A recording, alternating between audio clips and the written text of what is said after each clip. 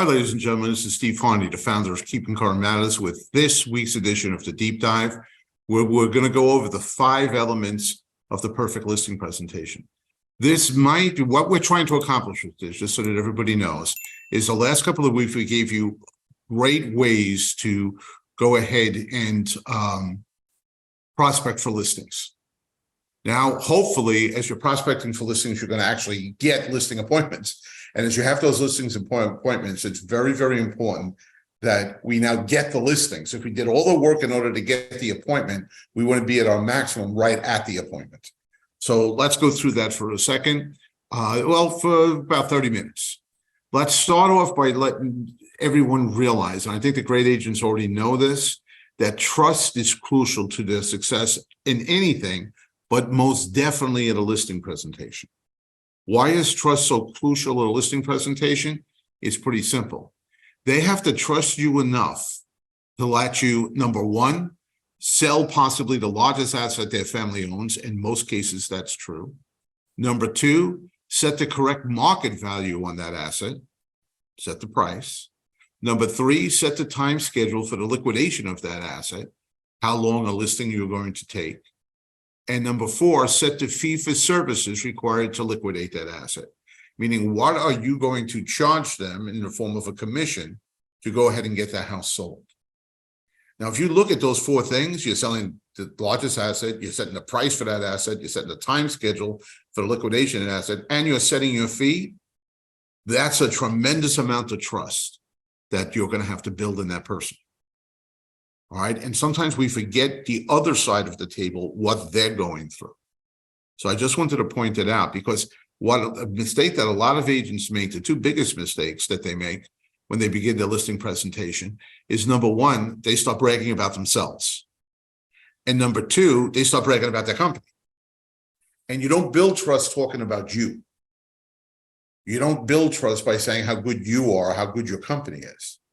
You build trust by proving that you care about the other side. So, wary of misinformation, people are making integrity a new form of competitive advantage.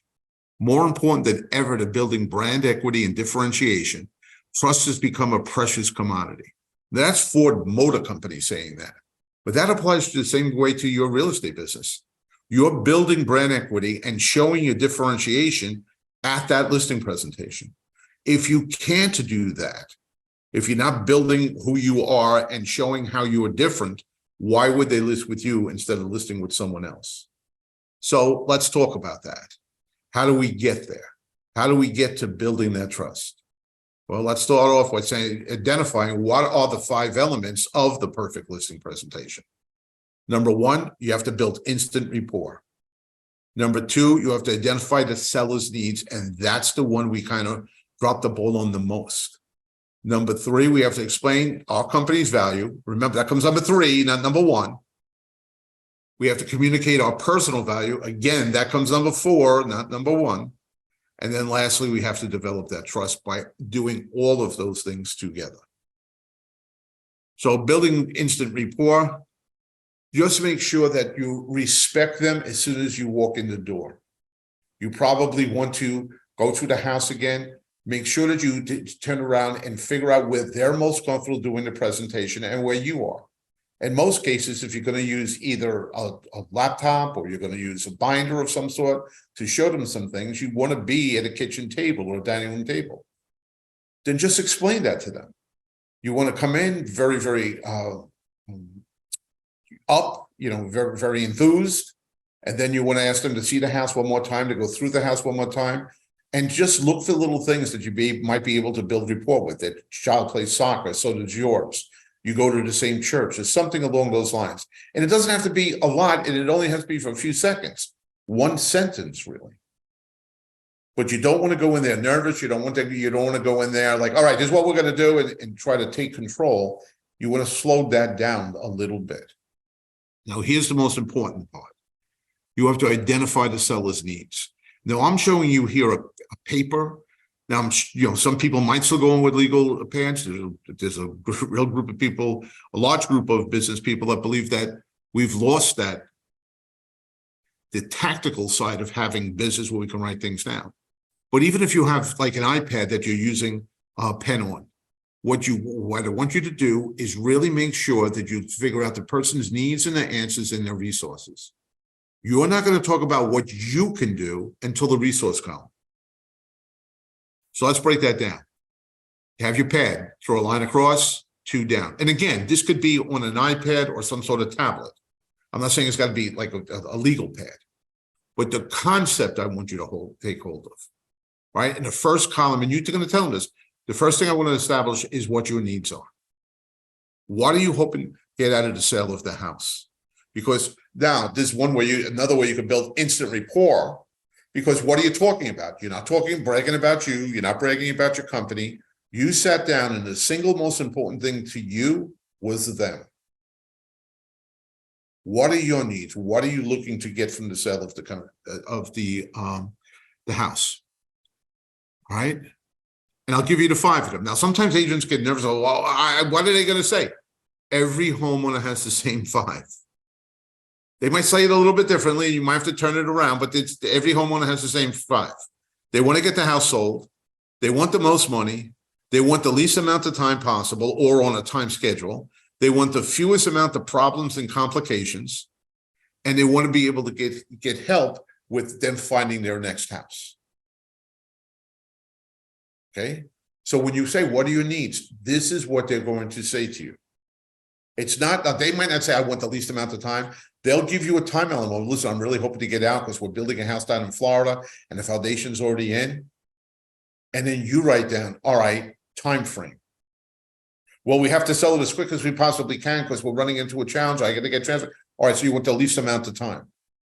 So I'm not saying those 5 or that group of 5 words are going to be exactly what they say, but in some framework, they're going to say that.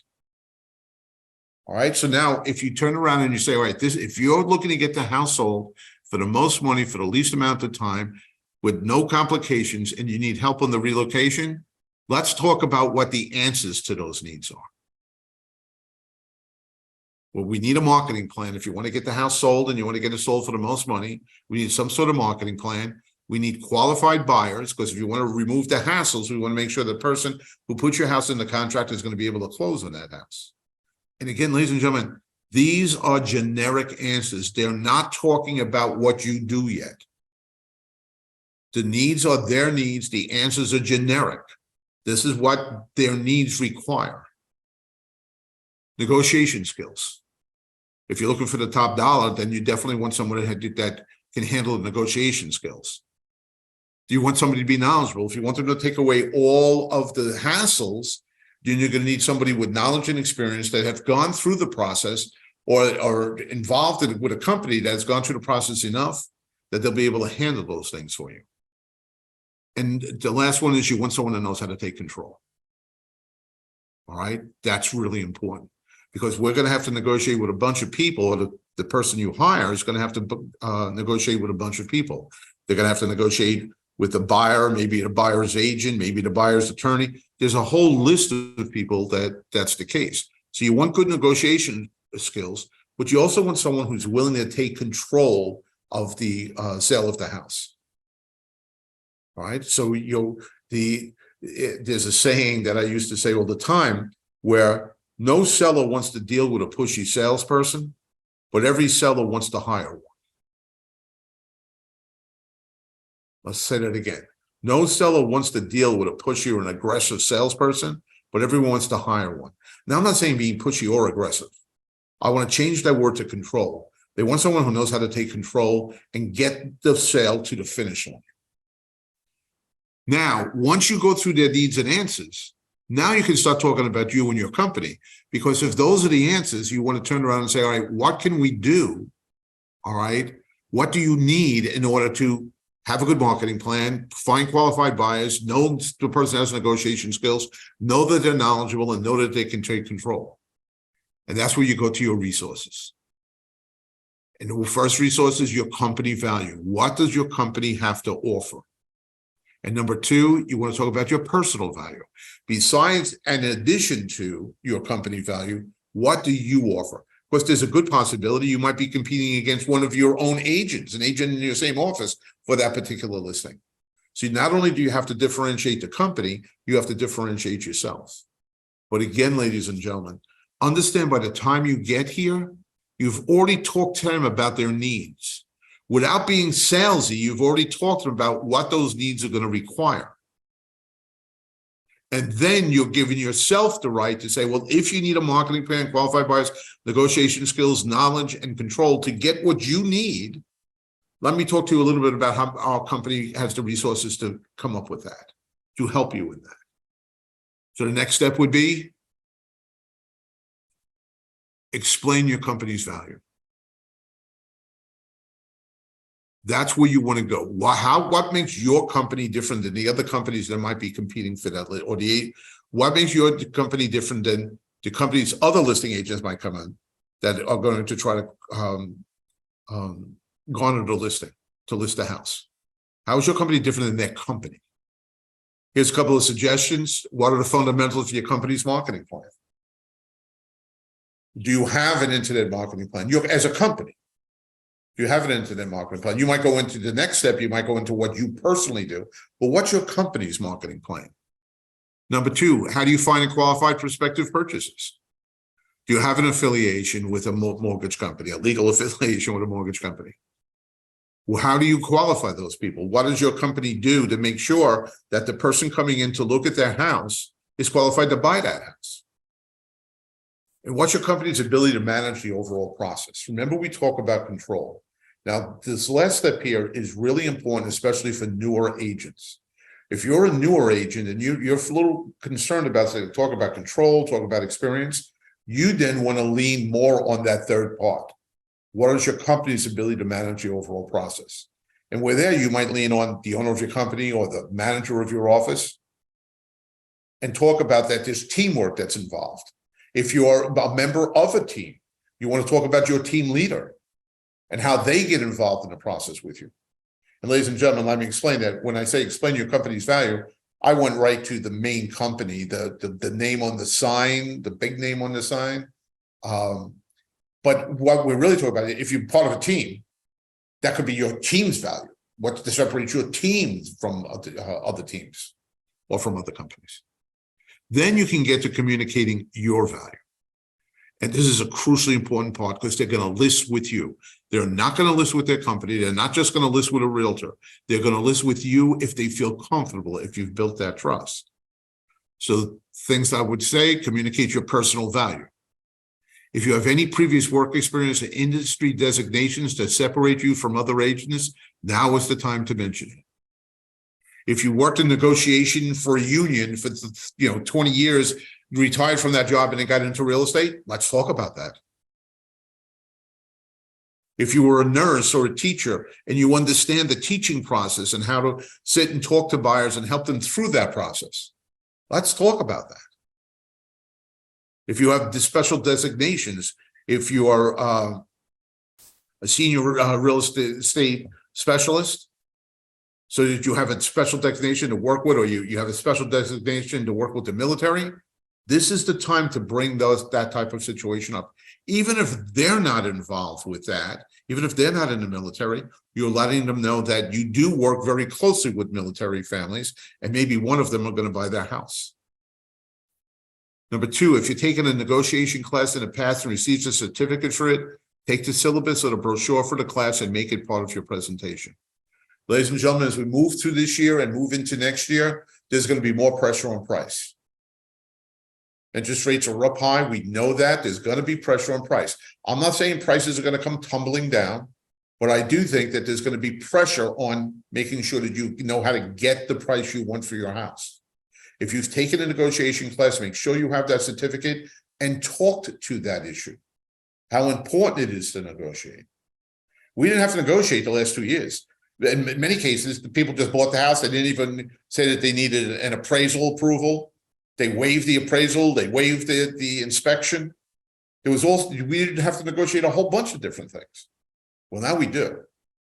And you should educate them to the fact that that's the case now, which is different than the last 2.5 years.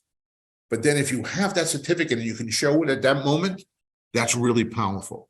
And I'll even suggest that if you can take an online course, and there's plenty of them, on negotiation, if you don't have a certificate, Go get one. The next 6 to 18 months, that they're going to be crucial to your business. You want to talk about your ability to negotiate and your training on that. Number two, if you subscribe to services like KCM, who's given this deep dive, or other programs that help you stay abreast of market conditions, let them know.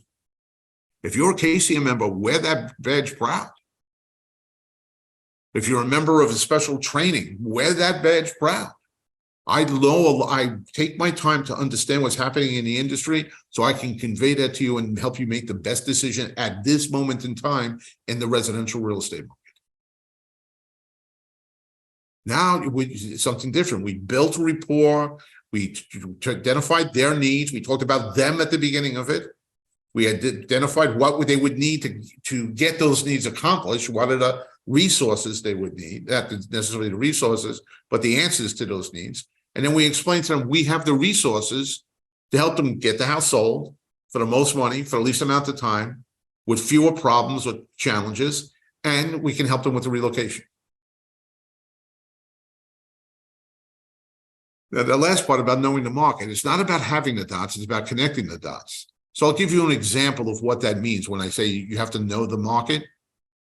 There's a big question of what's going to be happening with home prices moving forward. We know we're not going to have the 15 to 20% appreciation that we've seen over the last couple of years. But what is that going to be? You have to be able to communicate that. And the first step of that, I'll give you some examples that we do at KCM. People are saying, well, prices fell. Here's what happened, ladies and gentlemen. Very simply, this is what happened. The craziness over the last 18 months, the beginning half of last year, appreciation was well above what it should have been. The beginning part of 2022, appreciation was out of control. What did that necessitate? It necessitated an adjustment. Those are the red bars on each one of those graphs. And then what happened beginning this year? I saw in the beginning of this year, in some cases February, we went back to normal appreciation. Big difference there. That normal appreciation, the green bars all the way on the right, are a lot lower than the bars all the way on the left.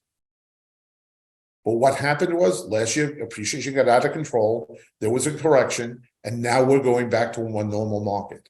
By showing them this visual, they can understand that. But they also have to understand that normally there's a seasonality to prices, how much they go up. This is the percentage each month that home prices go up over a 49-year average in the nation. And what we can see is during the buyer's market in the early spring, prices go up. Then starting in June, people start getting used to going back to school and thinking about going back to school, then going back to school, prices fall off all the way to December. So that's normally what happens. Now, what's going to happen this year, ladies and gentlemen? Down all the way at the end, since we're only 0.1% appreciation, we might see 0.1% depreciation. There might be a red bar there. Nothing to get hysterical about. Doesn't mean the prices are falling. It just means that they're not going to appreciate the way they normally, later in the year, they don't appreciate the way they normally do in the middle of the year. What are the projections going forward for this whole year? These are the latest projections for the ending of 2023. Now, all the way to the right, thinks the prices are going to fall about 0.5% by the time this year is finished, January through December. And different AEI is the American Enterprise Institute. HPES is the Home Price Expectation Survey, which we'll explain in a second. But if you take all of those numbers in averaged amount, it comes to 3.3%. So how do we think the year is going to end? A little bit less than normal annual appreciation over the last 50 years. Just a little bit below. But we might see individual months later in the year, because we had appreciation at the beginning of the year, we might see some months at the end of the year that show some depreciation. Nothing to panic about. But again, this is how you're explaining it to the homeowner, the same way I'm explaining it to you. And as far as going forward, the Home Price Expectation Survey is a nationwide panel of over 100 economists, real estate experts, and investment and market strategists. This is their projections going forward. The annual appreciation each year from 2023 to 2027. The most important thing on this graph are there no red bars. Right? There are no red bars. That's the most important part, meaning they see appreciation. The second most important thing on this graph is that there's no 10, 15, 20% numbers.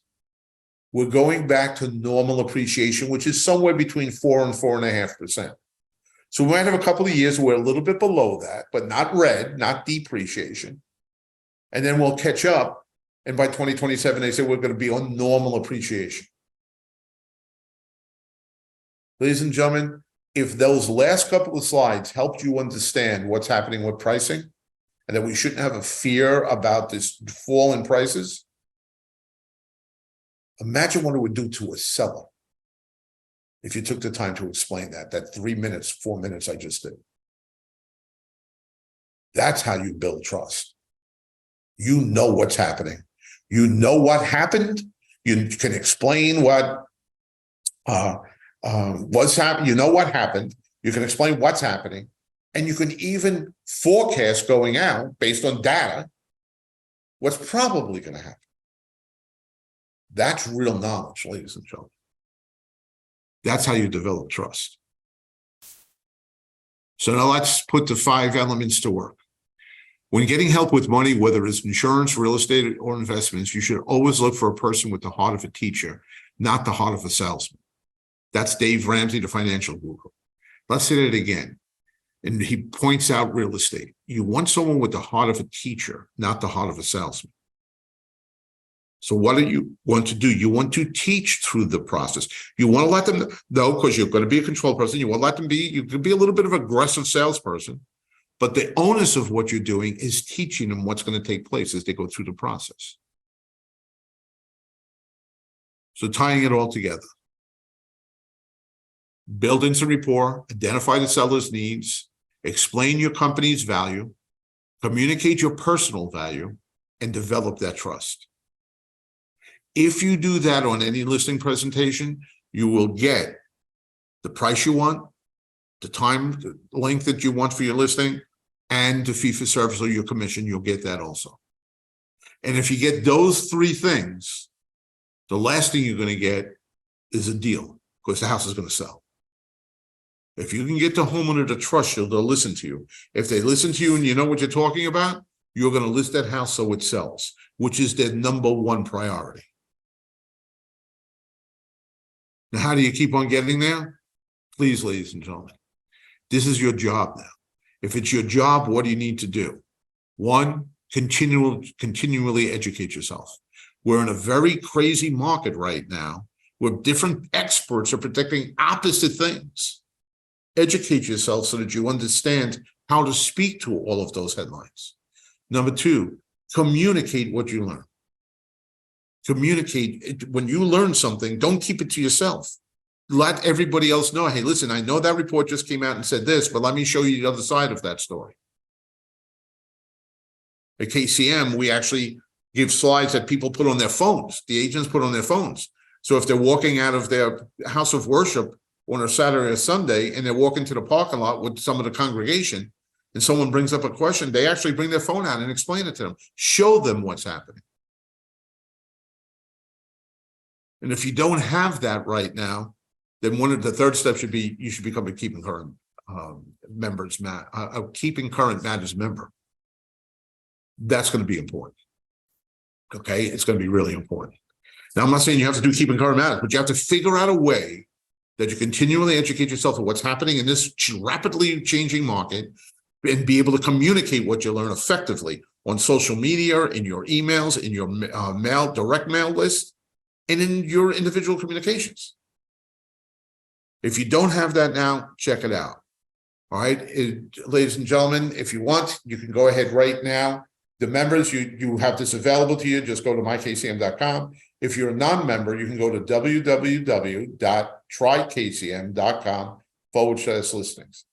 And you'll get the fall listings pack, which includes a lot of great information that you're going to need to list a house this fall. The team, the marketing and sales team at KCM put together a great thing with scripts, everything you could possibly need to go ahead and get the listing. It's right there for you. Again, non-members, just go to www.trykcm.com/listings. We do this every single Monday. Next Monday, we're going to really dive deeply into, are we still seeing home price appreciation? That little snippet that I gave you, that 3 minutes, we're going to open it up to 30 minutes. We're going to really explain every one of the graphs and what's going to be happening in the prices for the end of this year, through next year, through the next 5 years. But we're going to go into it in depth. So when somebody asks you a question, you just didn't get the couple of minutes I showed you today, you'll truly understand exactly what's going to be taking place with prices, and you'll be able to communicate that very, very easily.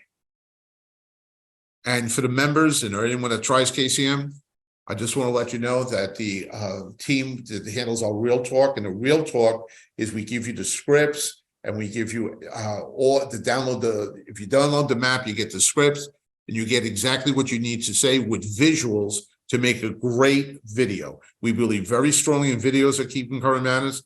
This video that the team put together were the 3 things you should expect from a great listing agent. Make that video, get that video out. So whether you're a member or you're just going to jump in to try KCM right now, take advantage of it if you take a trial membership, and take a look at what we can do with that, okay? Lastly, I'll end with this. Most agents know what's happening. Good agents understand what's happening. Great agents can explain what's happening. On your listing presentation, ladies and gentlemen, you're looking to build trust. You're looking to say, all right, fine, I'm the guy, man or woman, I'm the person, the human being sitting in front of you is the person you should give your listing to. And they have to know that in their heart that that's true. But in order to do that, they have to know you know what you're talking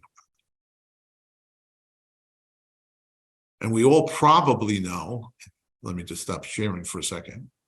We probably all know that it's not necessarily like that you know what's happening. You have to sit there and explain it to them. And that level of understanding to teach something, again, with the heart of a teacher, that level of understanding of the subject matter is much greater than just knowing it. Being able to teach it. If you ever really want to know a subject, teach a class on it. And you'll realize how much you didn't know while you're preparing for that class. And that's what I'm saying here, ladies and gentlemen. All right? You have to be able to sit in front of those listings and explain what's happening in the market, simply and effectively, so they get it. Because that's the ultimate way to build trust. The market's crazy right now. You understand it, and you know how to explain it to them to make it a lot less crazy. That's how you'll get that listing. Well, you gave me a half hour of your life. That's a really big investment this morning, and I appreciate it tremendously. What I try to do is give you a decent return on your investment. And I hope that I did that. Till next time, just remember, the great agents know how to explain what's happening. All right? That's your duty now, moving forward in this market that's going to be a little bit crazy. Not bad, just a little bit crazy. See you next Monday.